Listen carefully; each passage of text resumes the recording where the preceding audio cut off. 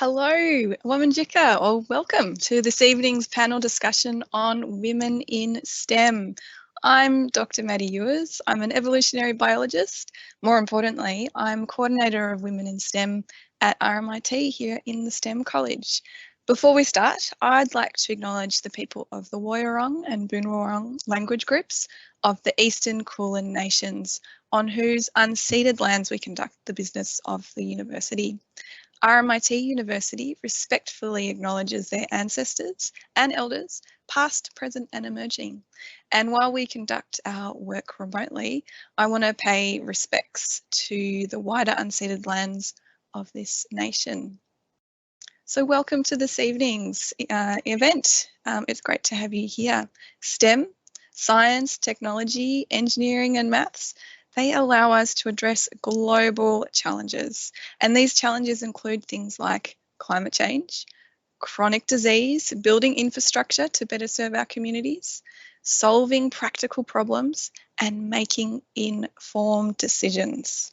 Something we're all doing all the time, I hope, especially those in leadership. But the importance of STEM is undeniable. And women, however, at university continue to study STEM at lower rates than men. So in 2019, across Australia, in STEM studies, women made up only 36% of enrolments. And we see the largest underrepresentation of women in engineering and IT, where women comprise 17% of enrolments. Now, there are many reasons why a gender gap exists in STEM, and these reasons are varied and complex. And it starts from the toys our children are given in early childhood, and it extends to the organisational culture in many workplaces. So there are lots of factors influencing women's participation in STEM. So how do women in STEM break through these barriers to achieve their goals? And what advice do they have for those who want to follow in their footsteps? To discuss how RMIT is providing women in STEM with the support, skills and knowledge they need to thrive as STEM professionals, we've assembled a fantastic panel from the RMIT community to speak with us today. So let's meet them. First, we have Catherine, who is Executive Dean of the School of Health and Biomedical Sciences and a leading researcher in dietetics with a focus on the health benefits of the Mediterranean diet. Oh, Mediterranean. She's also the author of the book, The Mediterranean Diet.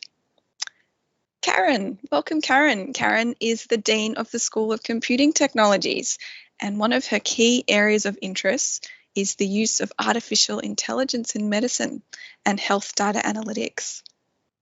And Thirumaggal, welcome to you too. Thirumaggal is a third-year student studying a Bachelor of Engineering in Sustainable Systems, an honours degree, and is a co-operations manager of Females Plus in RMIT Engineering, which has the best name when we put all those words together, Fire Plus. We love that. So welcome everyone to today's discussion. Before we officially start the discussion, I'd like to remind you all that, of course, we're going to have some time at the end of the panel discussion to answer your questions.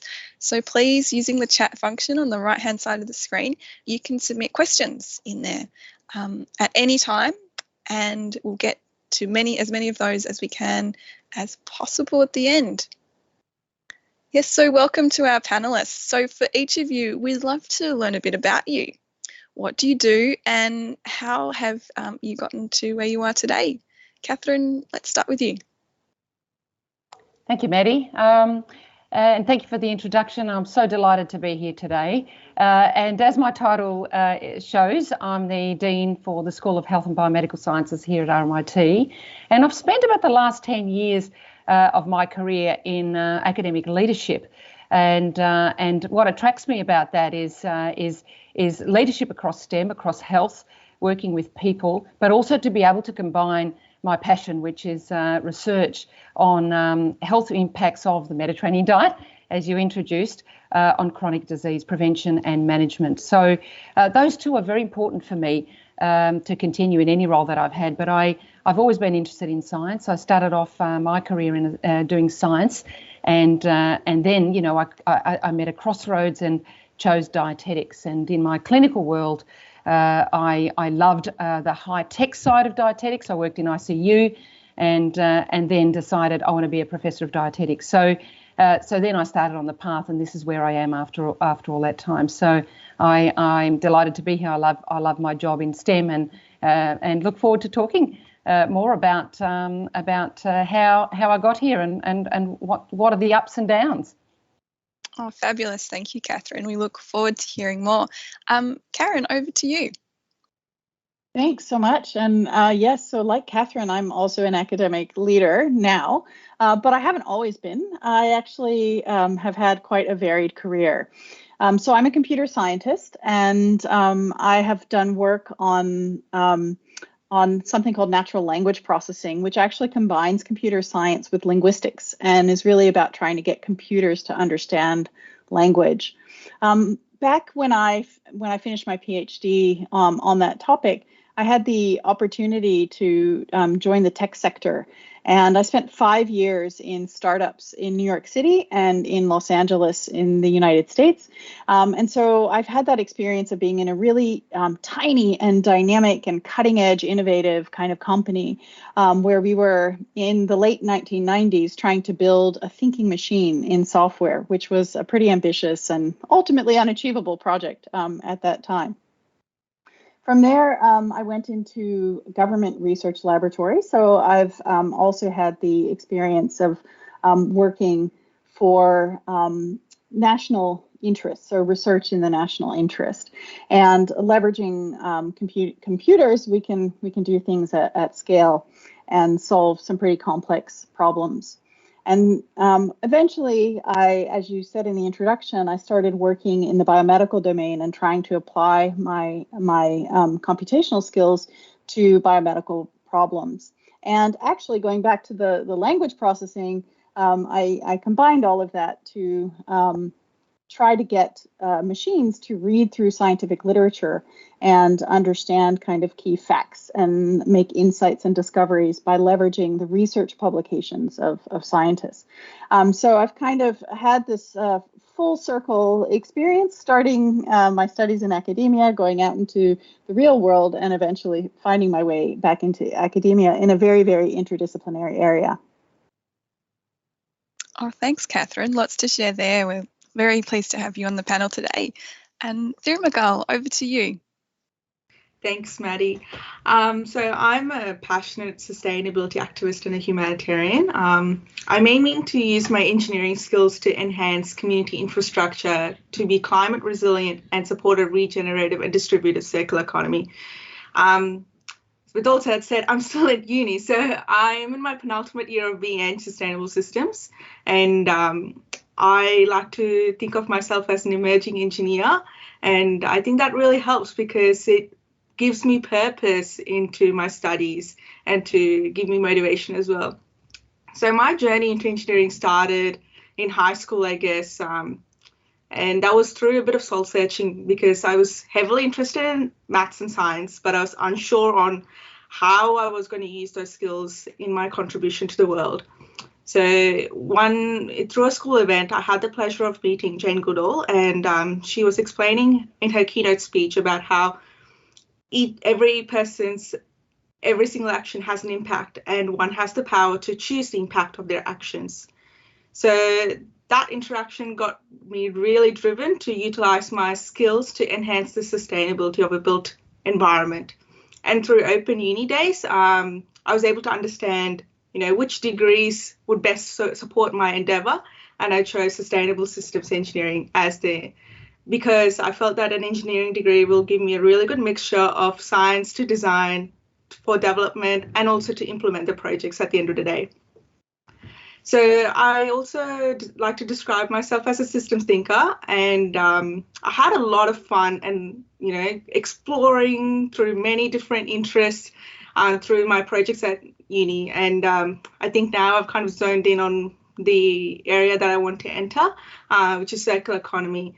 And outside of uni coursework, I'm also a giver of skills. I give a lot of my time and skills to Fire Plus, and I'm also an emergency services volunteer at the Australian Red Cross, mentor high school students to build robots for competitions, and also co-founded a social enterprise selling cloth pads for menstruators and eco-yoga mats.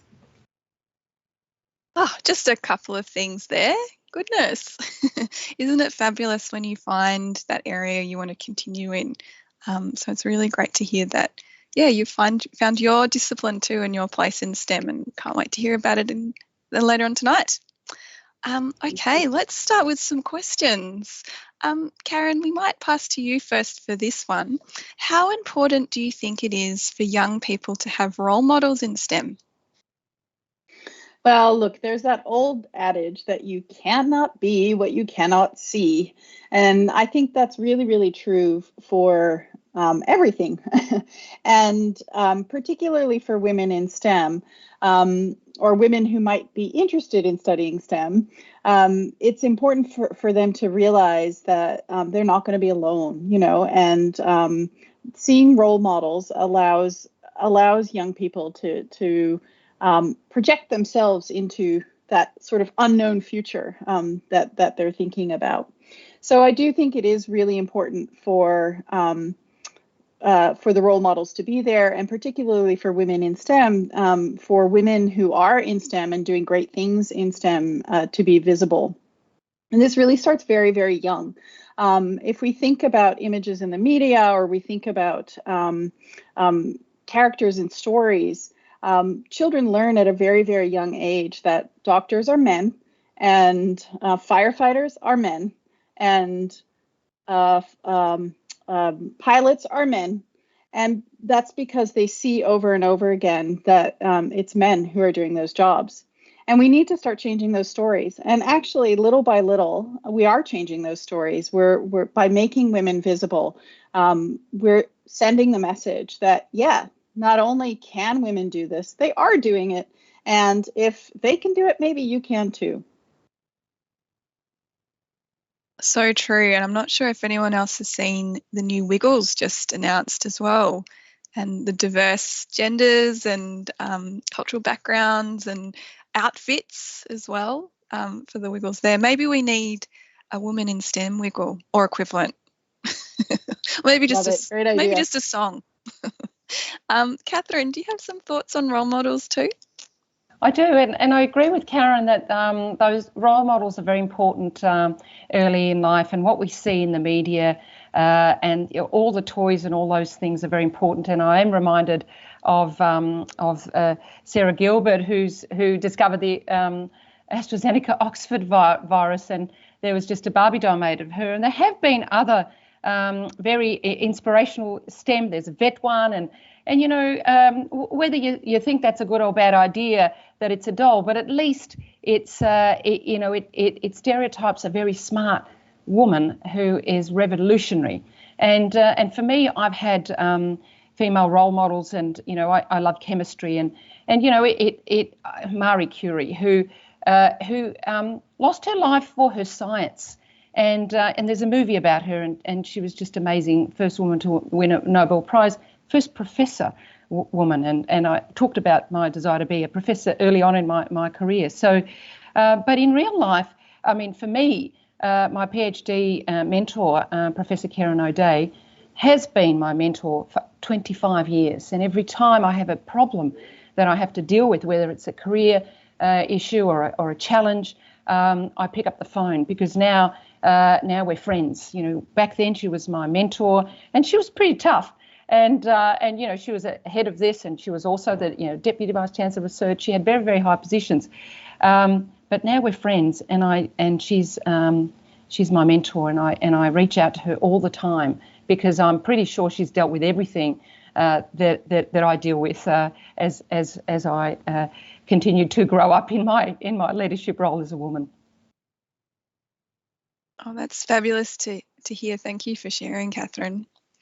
Now, Thirumagul, as the student rep on the panel, would love to hear about your experience at RMIT as a woman studying in a field where men are more represented than women, such as your field in engineering. Yeah, I'd love to share. So I actually studied in an all-girls school. So coming from that background and going to engineering lecture theatre was a huge difference for me. It's because I noticed there were way more young men than young women there. Of my age and also mature age students as well. But the point is that there was so much more men and totally out of my comfort zone. And I was just like, oh my God, how am I going to navigate this through making some good, strong friends and, enjoy that university life as well. So, but luckily in my major, all of my peers more or less have the same interest, engineering for sustainability. So that made it really easy for us to make conversations and for us to share our ideas. And as the semester went on, we started to get into group projects, and I really enjoyed the diverse perspectives that was being shared. Some of the male students may have had more experience in workshop hand tools or, just different experiences. Everyone, is coming from a very different place, very different background, schools and extracurricular activities. So, if there's something that someone knew and another person didn't know or didn't have the same level of experience, everyone's very happy to share with each other and, teach each other.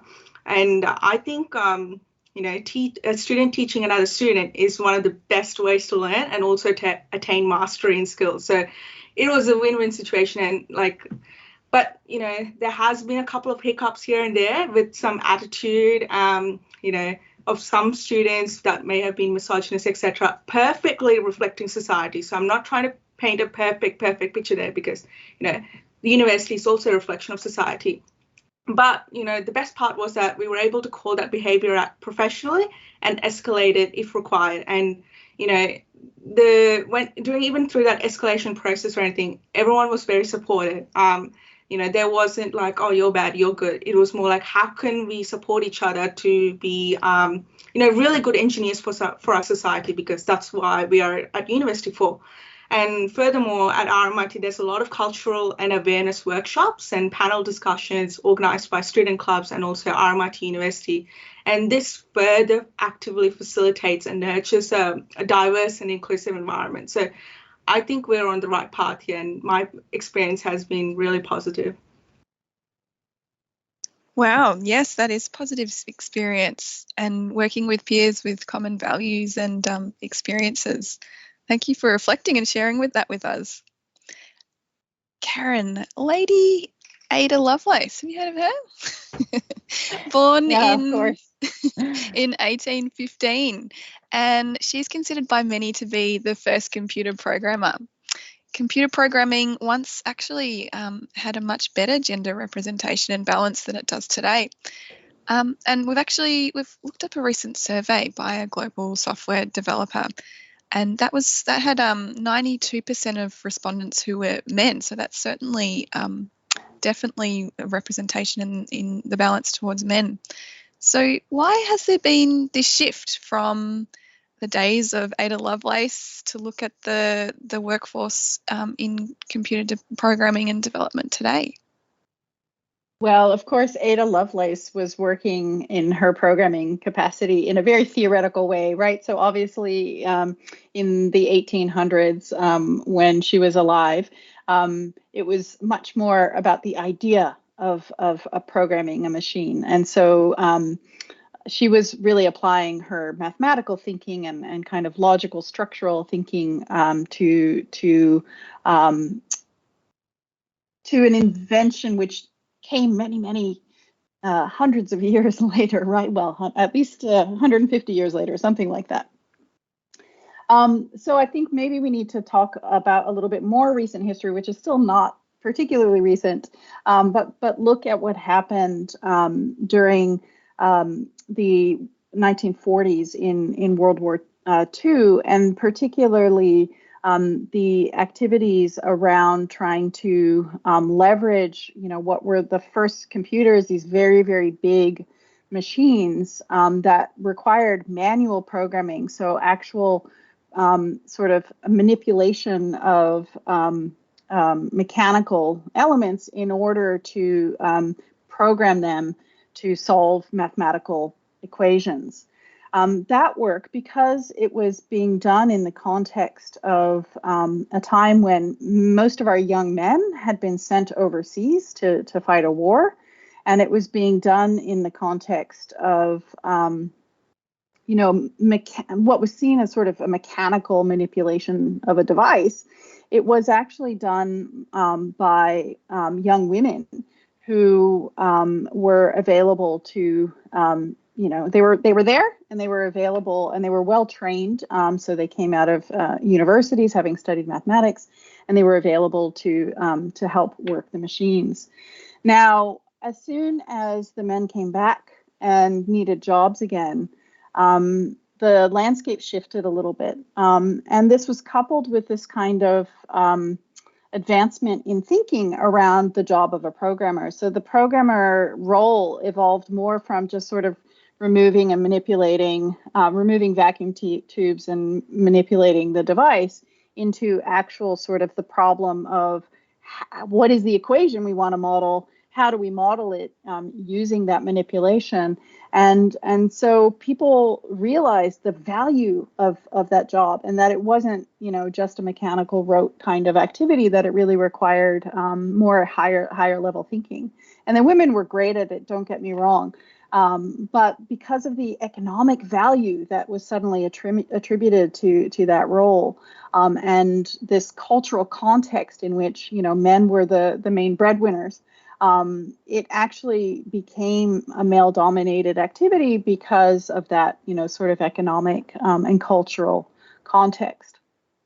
Now, I will say that when I was studying computer science a few decades after that, so then I started in the 80s studying, learning how to program computers. By then, things had actually shifted again a little bit, and there was more involvement of women in programming. It had moved out of applied mathematics and into that programming context.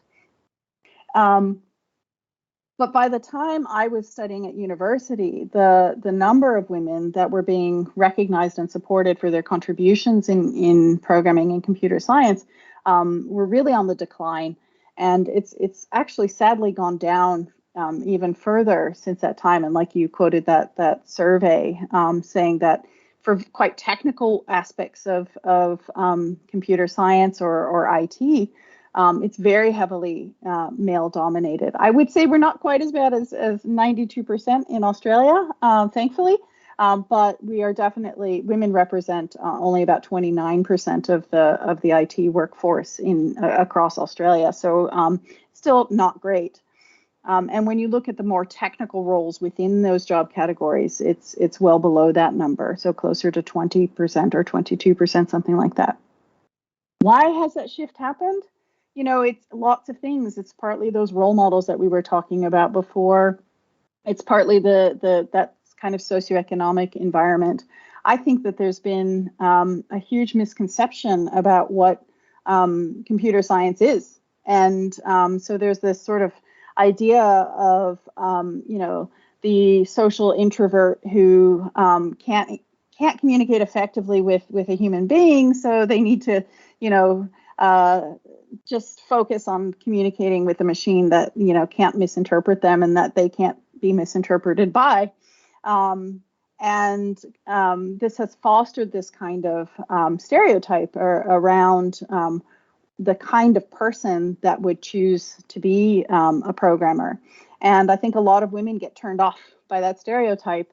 And that just then exacerbates the problem, right? Because they get turned off by the stereotype. They choose not to study. There aren't many men in the environment, and then they don't feel welcome. They don't feel like they belong. They don't see those role models. So there's this whole kind of, downward spiral that really impacts the way that women view the technical careers. I think we can break out of this by highlighting the role models, but that's part of the context that we've been living in, and it's not unique to computer science. It's just a very kind of obvious example of an area where this has happened. Yeah, no, great reflections there, Karen. And, you touch on the stereotypes, the cultural component, and then also, that snowball effect. Great observations there and reflections. Also, too, what you can do in STEM, in IT, and the confidence and awareness and the aspirations that play into people finding their pathway and their place and identity in STEM. Yeah. Okay. Oh, Karen, we might stay with you for this one too, actually. So many people in the industry, they consider women, to be better coders than men, and with one reason being that female coders make sure their code is spotless because they know they're going to deal with more criticism. And others report that women who code often hide their gender. Karen, do you think women are under more pressure to prove themselves than men? Yeah, look, I think when you're in that broader context of the kind of societal norms, like that picture I painted of the social introvert, when a woman decides to kind of break into that environment, despite the kind of the imbalance that exists within the discipline, it can feel like you don't belong, and you can feel like you have to prove that you're there for good reasons. And so these reports of women hiding their identity is partly because they're facing a lot of, I don't know whether it's conscious or unconscious bias, but anyway, bias about their capabilities and about, whether or not they should be there in the first place, right? I saw in one of the questions in the Q&A, somebody talked about their kind of boys club, feeling like studying STEM was a bit of a boys club in their school environment. And I think that is an experience that many women in STEM do feel, that, they kind of don't quite belong, they're not welcome. And so in order to offset this sort of assumption that they don't belong, they have to go that extra mile, or that at least they feel that they need to go that extra mile to demonstrate that, yeah, I deserve to be here. I am good at this. Because there's this kind of implicit assumption that they're going to be worse at it because they don't fit the expectations of the people around them. And Catherine, what's your view?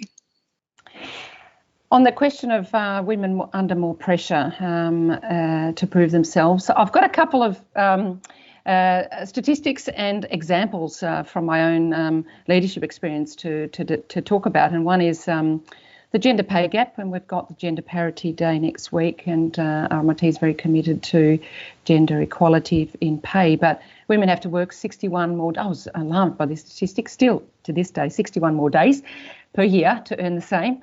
And there's lots of other statistics, and we can put a quantitative figure on it in terms of dollars. But there's also, and amongst colleagues, female leaders, we've shared our experiences of watching Annabelle Crabb interview female MPs on the ABC program As Represented. And what struck me from that series was the gender deafness that is often seen in a room which is maybe majority men with a few women, maybe one.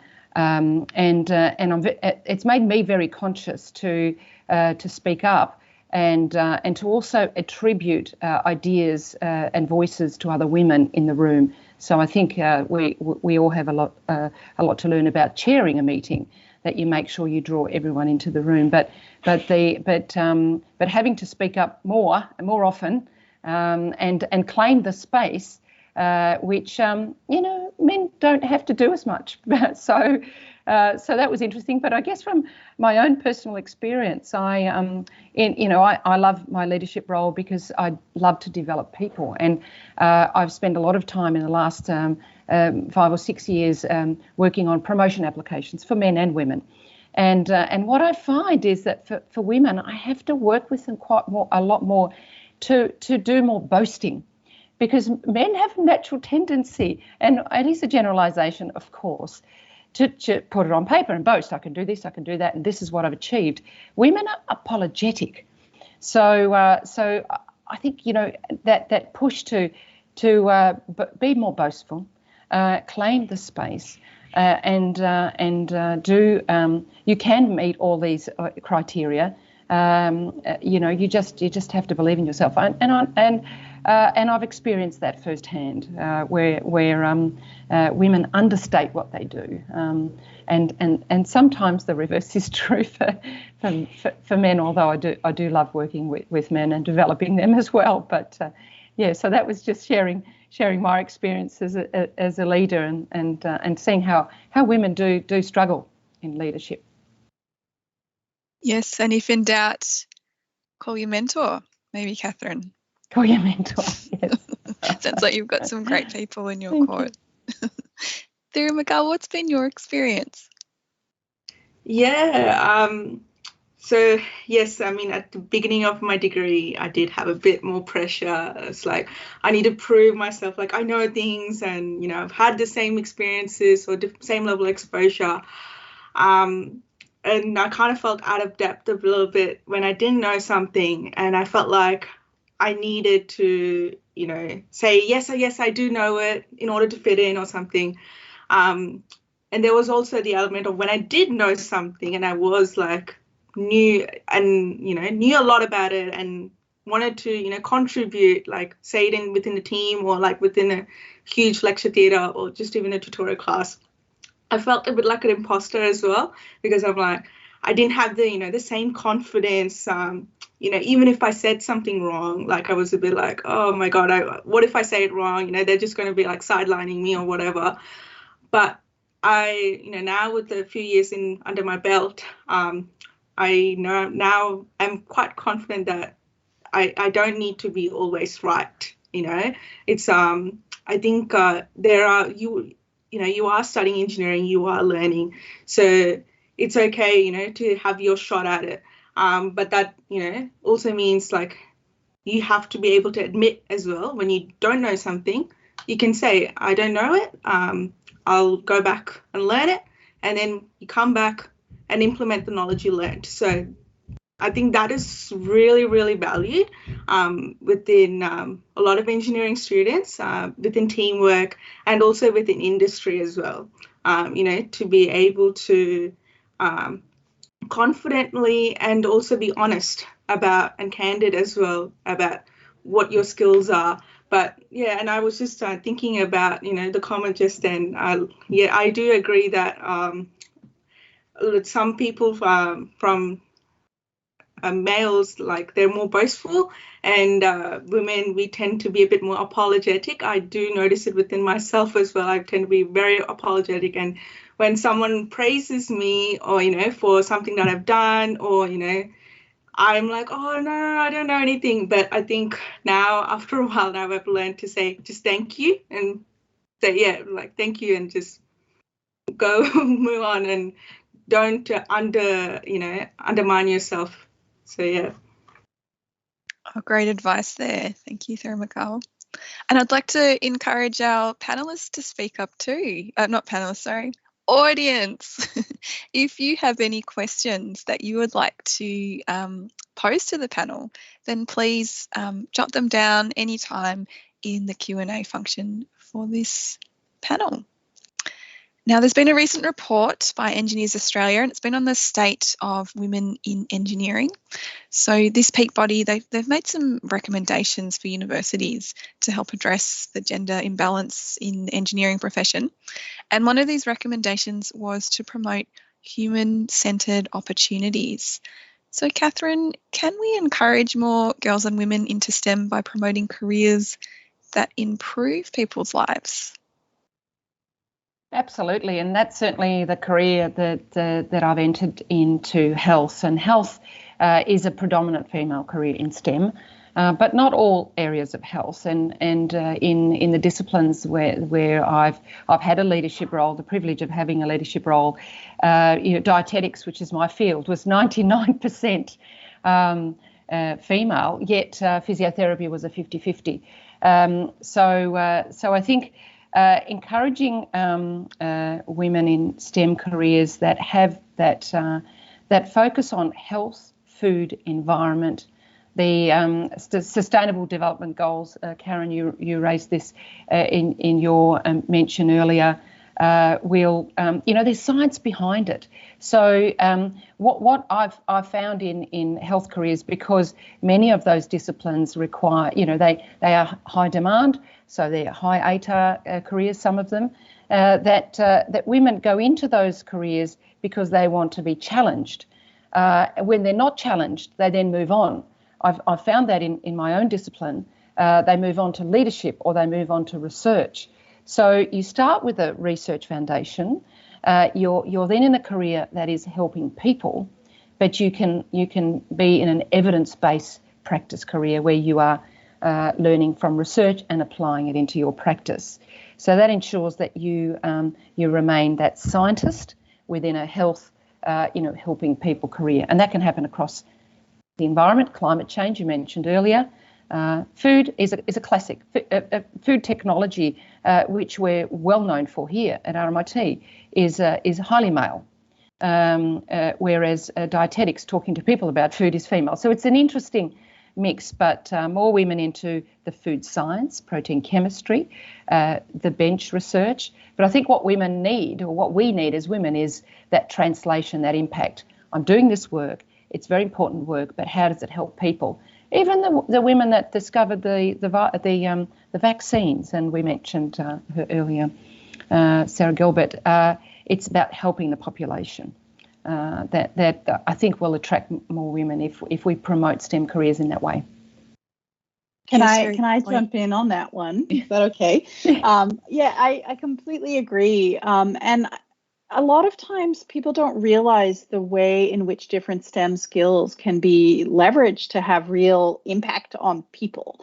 If you think about, for instance, all of the misinformation that's been floating around about the vaccines, that has a huge impact on people, right? But we can leverage technology, we can leverage science, we can leverage the tools of STEM to inform people more effectively, to combat misinformation. So you can even, you can use AI to flag things that are not fact-based. These are the kinds of problems that I think, most of us, and women in particular, really care about, like addressing problems that impact our daily lives. I told you I work in biomedicine, and a lot of times people are like, how is it that a computer science is working in biomedicine? Well, I do it because, to me, the idea that, I'm never going to be a doctor, right? Not that kind of doctor anyway. I'm never going to, be visiting patients. And honestly, I get a little eked out with needles and blood and all of that sort of thing. So more power to you, Catherine. But I can still help. I can still help to improve understanding of human disease. I can help to explore the space of drugs and developing new drugs or repurposing drugs, all by using the skills that I do have, which is computational analysis. And so I think just showing people the possibilities of how they can leverage their STEM skills for good, for social impact, is really important to get people engaged in wanting to do it and learn more about it. Yeah, absolutely. And I think sometimes when you're studying STEM, whether that be at school or university, and you're grasping the fundamentals of our discipline and the multidisciplinary nature of topics, sometimes that gets a bit cloudy. You don't have the chance to step back and to think that big picture of, hang on, these skills that I'm learning to amplify DNA actually can then have so many applications across a wide area. And I think that's why, things like tonight and hearing about all your experiences shine a light on what you really can do with STEM and where you can go with it. Ultimately, helping people, helping the world. At RMIT a few years ago, we had an event. It was in person. Funny, imagine that. And it was a Women in Tech event, and we had an audience member, and they described their experience of studying at university as follows. During my university days studying computer science, I was aware of the pressure to be that stereotypical IT student wearing the Minecraft t-shirt to fit in and to feel accepted. So Thiramakal, I'd like to ask you, do you feel nurtured, supported and part of a community? And we'd love to hear a little bit more about your involvement in the student club, Females Plus, in RMIT Engineering, FIRE Plus. Yeah, I feel like I really belong at RMIT, and I think that's because of a number of things. And I also think it's two-way. I'm involved in RMIT, and like RMIT as a community is also giving back to me, nurturing me as well. Just like the RMIT Wellbeing, the counselling services, they're amazing. We can go like make an appointment and talk about anything and get support we need. The program managers, the course coordinators, the tutors, they're whether I'm having some trouble with the coursework, I can go and ask them and they'll help me. They really love it when students come and ask them questions about coursework or questions about industry, and like any support that they can give to support your career that's just starting off now.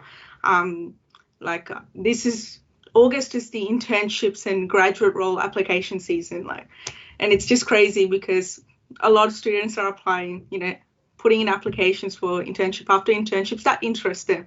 And I just hang back a couple of minutes after class, an online class now, and just so then I can have a quick chat with my professor just to get some advice on this application that I'm writing up for circular economy. And I would say honestly telling him how I was feeling a bit nervous and anxious, and I was like, do I have how much of a good systems engineering person am I, asking these type of questions. And he was very, he was very supportive, and he was just, reassuring me of my skills and giving me some tips as well within the application process, make sure you ask them this, or even if you did get rejected, that's okay, but ask them, get feedback. And he was, very, very supportive. And I think that's because, once you get to uni, we don't start, professors and tutors, the RMIT academic staff, they don't treat you like a student, and have a power play dynamic going on. They start treating students more like colleagues. And in turn, that builds really good trust. So students also start treating staff like colleagues, and we're able to professionally, ask them questions and about anything really, and they will support us. One of the other instances was when a really very personal bad thing happened in my life in my early uni days, and I was kind of shattered. I was just shattered into pieces all over the place. So, but then one of my tutors noticed me, just act like being a bit super sad or something in class, and he asked me later, and he was like, "Are you okay? Is there anything we can do to support you?" And there was the trust already there, so I kind of told him a synopsis of what happened, and then he guided me on what I could do next to support myself. And there was later on throughout the semester, he was checking in with me to ask how I'm going, and and all that. So I think that's the best part, when staff become colleagues to you. And moreover, there's also the student clubs, RMI Females Plus and RMIT Engineering. I think that's one of the best things at uni for me personally, because especially with COVID 2020, we were all locked down. That was really hard, but to have that supportive group of engineering students there, that was just awesome. I got involved very heavily at that point. We were starting to organize events, for our fellow peers, and social events, semi-professional events. And one of the events that I really enjoyed organizing last year was personal finance for engineers. So that was extremely different, very unconventional, and we just loved organizing it. And I really loved the outcome of it, and the feedback we got from our fellow students was so encouraging, so that we decided we should do more unconventional life series events like this, to engage our engineering and STEM students to think beyond just our coursework and think beyond where the opportunities can go. And as a STEM student, I feel like we can have we can take our career in any way we want. And with the prediction that our generation may be changing our careers 16 times or 6 times, I think there was 6 times in our lifetime, our skills are so transferable, and I think that's the best part. And with student clubs like Fire Plus and some of the other discipline engineering student clubs and the events they come present with, it just makes the university experience so wonderful, because we're able to explore without the shackles of the pressure of marks, actually. Oh, there you go. I would love to hear, where are you thinking of going? What would you like to do? What do you mean? Like, where would I? What would I like to do? Yeah, like what kind of? You mentioned we've heard a little bit about sustainable systems engineering, but is there a certain area you're particularly interested in, or different questions or topics that inspire you to continue in this area? Yeah. So sustainable systems, I can go into like renewable energy, sustainability consulting, improving the building efficiencies, etc. There's so many ways, but I think I recognized a pattern of myself. I ended up choosing a lot of my projects around waste management, but I didn't realize it was waste management until I put all the dots together. It was more like, a conversation with my anesthetist before I got into the operating room about the amount of waste the medical sector uses. So I was like, oh, okay, I'm going to explore PVC recycling in hospitals, and then the next one was like, with the pandemic, the amount of face masks we're using and the fact that we don't have a proper infrastructure in place to recycle them, that got me thinking, okay, what's the impact of face masks in the pandemic for public use? So all this, and then connected the dots, and I was like, okay, I really liked waste management. I'm thinking about how can I use waste and make it into a resource? How can I monetize waste and make a business out of it and fill my pocket money up as well at uni? So that got me thinking, and after a bit of online research, there's a field called circular economy, and that's basically about how can we make waste into money, literally speaking. We've all heard at school, the 3 R's, like reduce, recycle, reuse, but then we're making it to 5 R's now, like repair. Don't throw it in the bin, make something out of it. And in a way, I kind of feel like that's going back to all the advice that my grandma gave, literally, why are you throwing that? Repair it instead. So it is a good area for me because it's right in my interest, and I think I would enjoy it a lot. So, yeah, it sounds like you've been really supported to investigate that and to find that in your studies. That's fabulous. Yeah, definitely. So you all come from diverse backgrounds, and we'd like to hear more about how much did your cultural background influence you to pursue a career in STEM? Catherine, shall we go to you?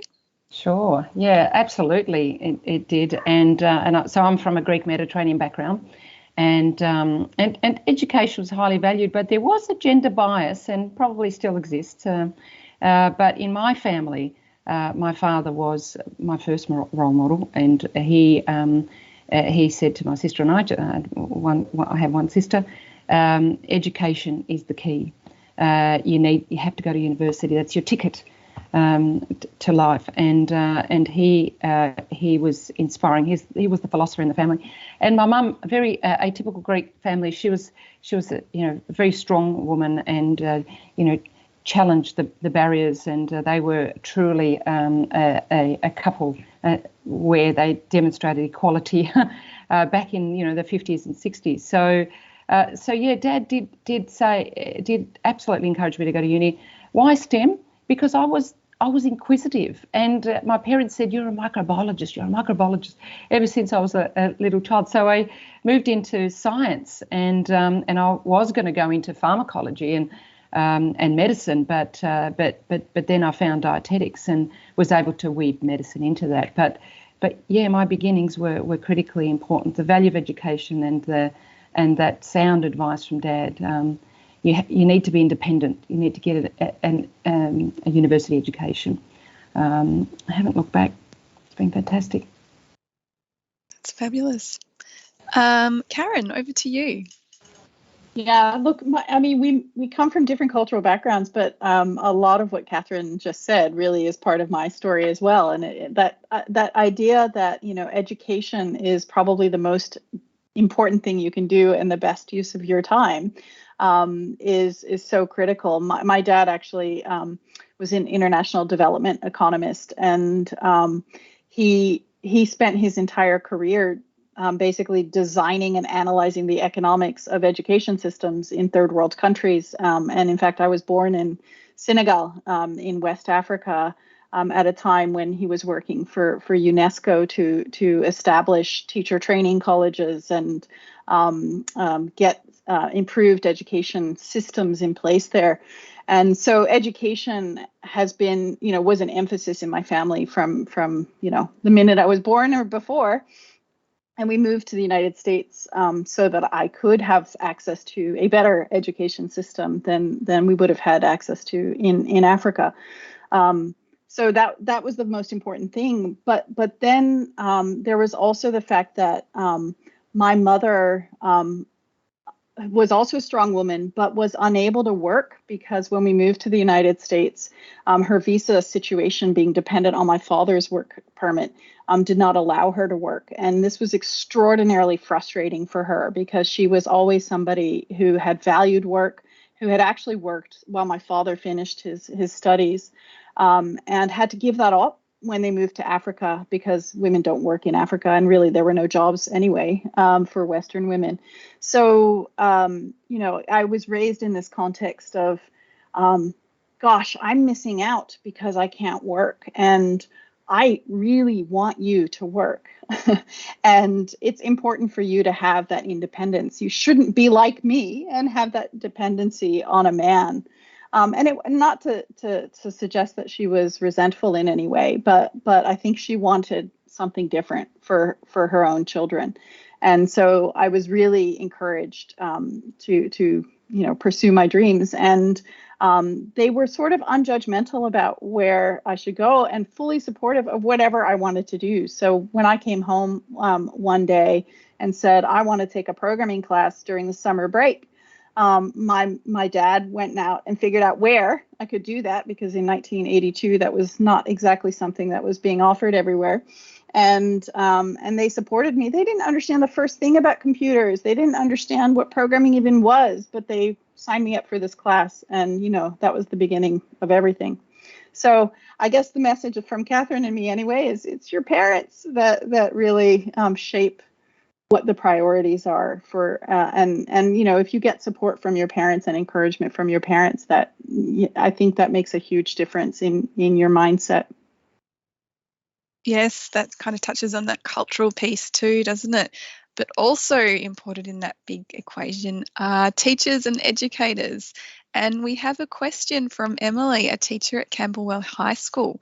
What would the panel suggest secondary school teachers and career practitioners do in the classroom to engage female students to pursue a career in STEM? Who would like to answer that one?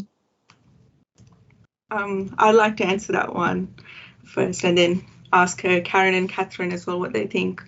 So interestingly, I'm from an Indian Tamil background, and back in India, it's nearly 50-50 gender ratio at engineering universities. Interesting, right? Very interesting. But then that doesn't really reflect in the workplace. So that's a whole nother story. But going on from it, so my family, very much value education in STEM. So they were on it, and I was like, Mom, I want to do, engineering.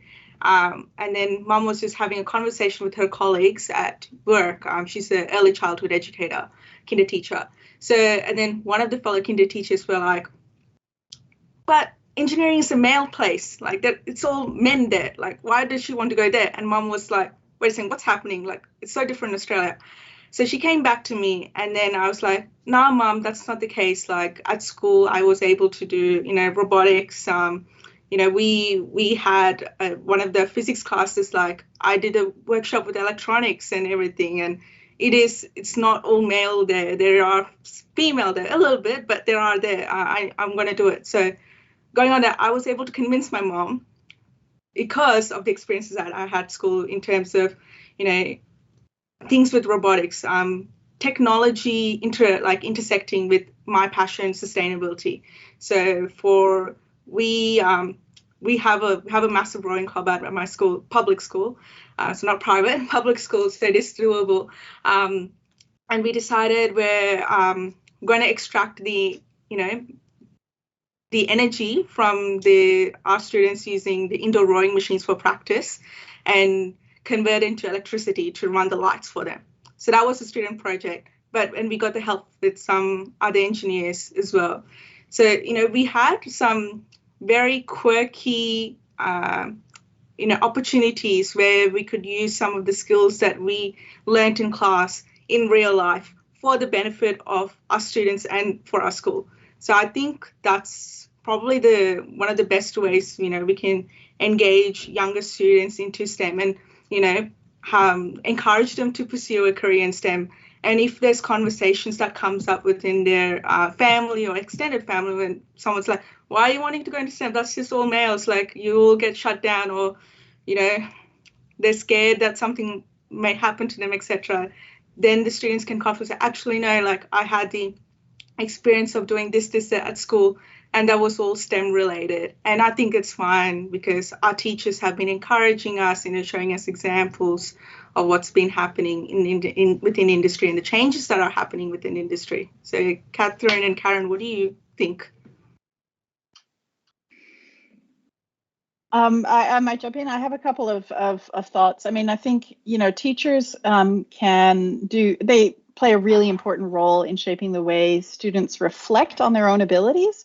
And so I think one of the most important things that a teacher can do is to acknowledge when a student shows promise in a particular direction. So I'll just give you a little example. I have 3 girls, and none of them are destined to follow in my computer science footsteps, I don't think. But my youngest is actually quite good at maths, and she'll tell me constantly that she hates maths, doesn't want to do maths. And she came in earlier this week and has to pick her math selection for next year, and said, well, no, I'm just going to go for the middle of the road one. And I said to her, what do your teachers think? And she said, oh, well, my teacher thinks I'm doing really well. And I said, let's look at your last report. And yeah, she had, excellent across the board.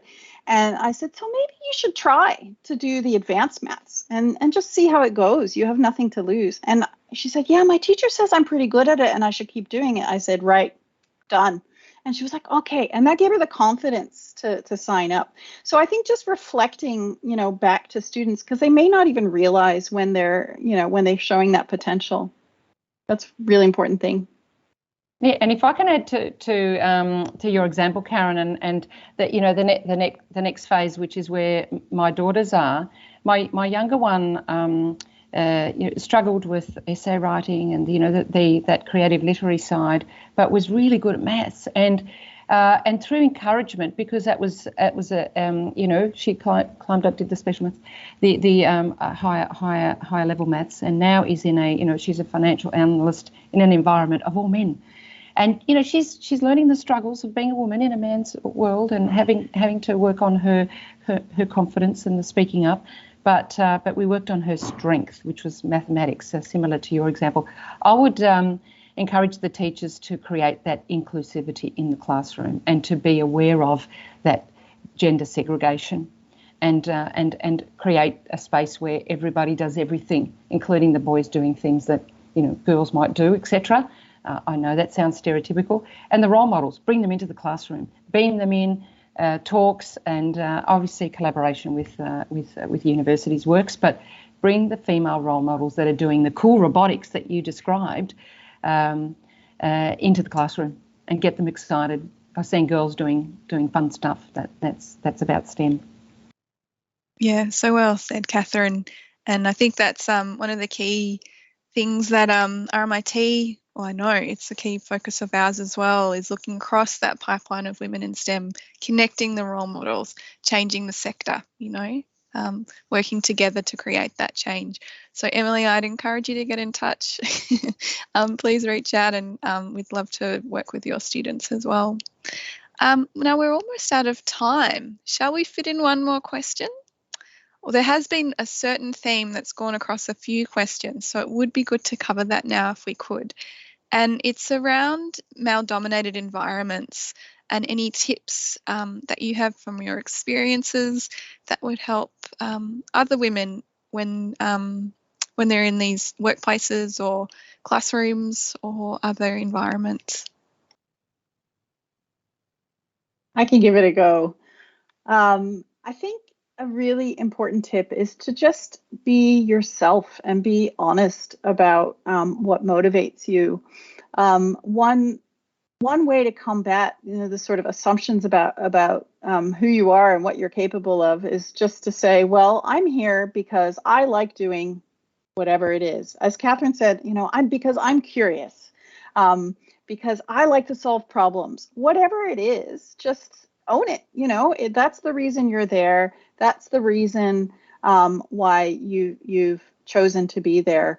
And you just have to, maybe recognize what your own capabilities are and have confidence in them. And I see the one question says, how can we be more boastful? As Catherine said, often women don't, boast maybe enough. And I'm not much of a boaster myself, so I've been a little guilty of this problem myself. But I think when I take a step back and reflect on what I have achieved and what I have learned and what I can do, sometimes I surprise myself. And I think, maybe one strategy is just to every once in a while, maybe it's once a week or once a month, just sit down and have a little think about what you did that week, and realize that, yeah, I learned some cool stuff this week, or I solved some problems, or I did some experiments and I interpreted some data. Whatever it is that you did that you feel excited about, you can sort of capture that in your head and go, right, I'm good at this. I got this. Yeah, and you do have it. You've got it. We all have it. Everyone has it and has so much to offer, because from diversity of thought and experience comes innovation, and innovation in STEM to drive forward and to tackle these global challenges that we're facing, maybe increasingly so. Anyway, that's all that we have time for today. Thank you so much for joining us. And do remember to check out the other live sessions on the Open Day platform and register for the main online event, which is on Sunday, August the 29th, which is this Sunday. Is that right? Yeah. So we'll see you there, and we'll see you back on campus soon as well. So thanks again and good evening.